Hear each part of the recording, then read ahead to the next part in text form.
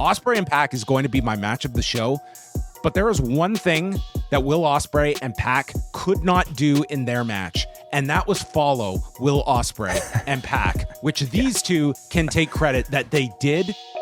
The Chicago street fight between Willow Nightingale and Chris Statlander. These two come out and immediately they are just they go right into things, and there is no kind of like buffer period for this crowd. Like they came in with like a hardcore match and the crowd was with it from the start, and Willow immediately hits a buckle bomb and a cannonball, and then it's Chris using the chair and power bombs Willow from the apron onto the desk, and this desk crashes, and the crowd is all with this at this point.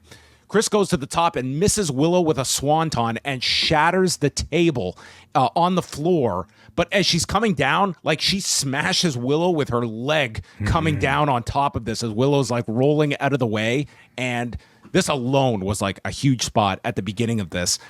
So Willow gets up and pounces Chris through the barricade, and Chris recovers and sends Stokely to, quote, get the stuff from backstage as they fight up the ramp, and he brings out a trash can of weapons, including a barbed wire bat, which Willow ducks, and all of a sudden we see Willow with light tubes, which she attacks Chris Statlander with and busts her open and scares Stokely, who runs to the back and we would not see until the end of the match.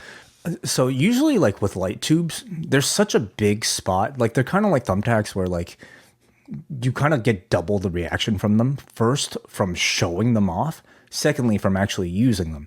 This was the first time I've seen like light tubes out of nowhere. You know, like you didn't see them coming. She hit them perfectly. And the first time you saw them was the crack over her head, you know, and the spooky dust exploding everywhere. I thought it was wonderful. So Statlander's all bloody. They're still on the stage, and she spears Willow off the stage, and they crash through the table. So this crowd's just going nuts. It's just one thing after the other. They make their way to the ring. Willow brings out a chain. Chris has a bag, and Willow grinds her in the face with the chain, starts biting Statlander, and then Chris reveals the thumbtacks inside of the bag. And Statlander comes at Willow, misses her with an axe kick, and lands on the tacks in the splits, which has to be like the most unique way I've ever seen tacks administered.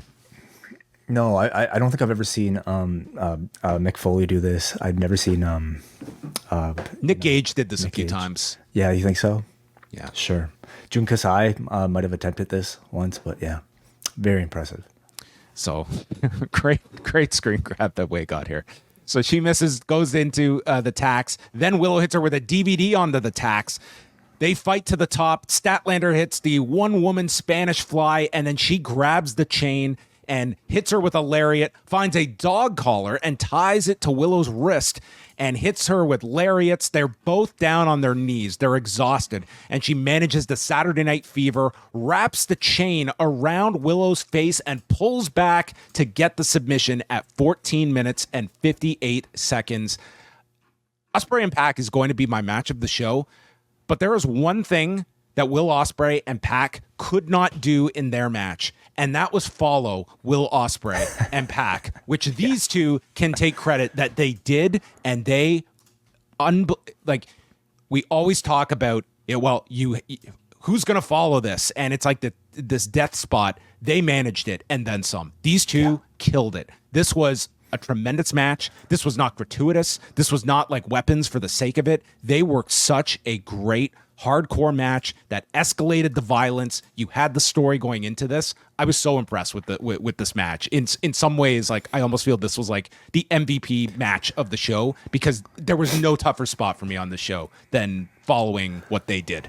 Well, on a show with Pac versus Ospreay with the lights out match, you can make a convincing argument that this was match of the night because of what they had to, I think, compete against. And also because of, I think, just how impressive it ended up being coming out of the show.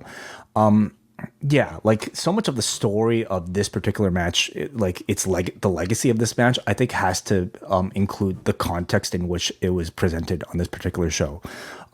It's an impressive match enough on its own, but knowing that it followed what it followed, I think especially makes it even more impressive. Now, what's fascinating to me is that a match that I always think about when it comes to like how you follow this sort of like emotional, incredibly gripping, captivating match that you've seen on a pay-per-view. I always think about WrestleMania 13 and the match that followed Bret Hart versus Steve Austin. It was the Legion of Doom and Ahmed Johnson. It was a Chicago street fight. Versus the Nation of Domination in a Chicago street fight. Oh my God. Exactly. That's the key. The key here, yes, have a Chicago street fight if you're ever going to follow even if you're not in Chicago match. Yeah, but what worked about that match so well for me, coming off of Austin versus Bret, which to me is the best WrestleMania match of all time, is that it was just like dudes hitting each other over the head with weapons, and it was incredibly like, I think like, I don't know, there's something like, I just want to turn my brain off. Like after watching something that like, I don't know, like is so physically impressive or even storytelling impressive. I just want to turn my brain off and like see like visual sort of like stimulus. And this match took that idea and delivered visual stimulus in the form of this excellent Chicago street fight that just...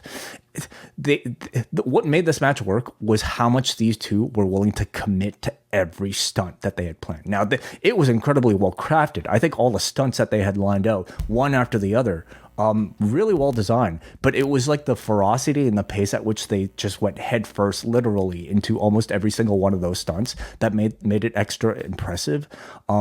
I had no idea, these two would be able to deliver this sort of quality, especially somebody that I think has such a smiling reputation like Willow Nightingale. She was vicious here, but it was Chris Statlander who's taken the bulk of this punishment in this match. And these two, like, I think delivered the match of their careers. I think this is one of my favorite women's matches that I've seen in AEW. And again, one of the big stories coming out of this like incredibly impressive lineup. If you like this video, consider joining our Patreon, the Post Wrestling Cafe.